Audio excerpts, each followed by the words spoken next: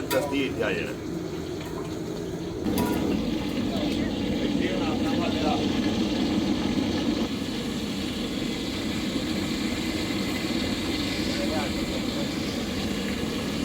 ਆ ਪਾ ਦੇ ਪਾ ਦੇ।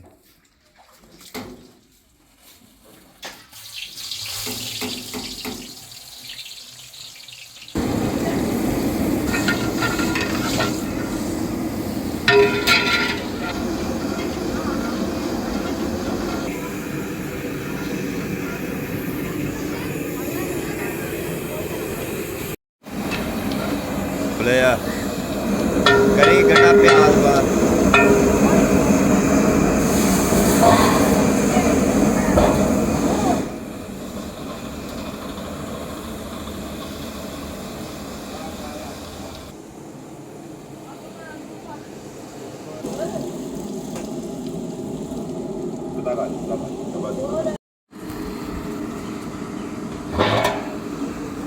चने कट के मार सकता है।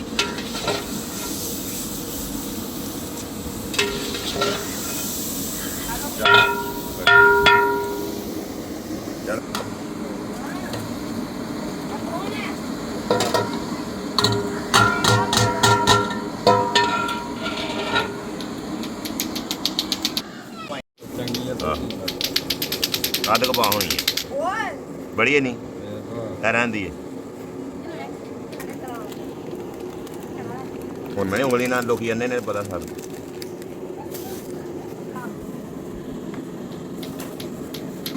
ਸੁੱਟ ਦੇ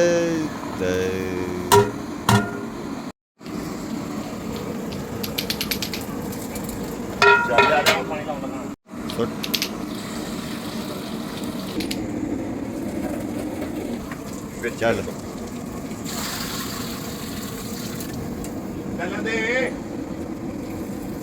ਚੱਲ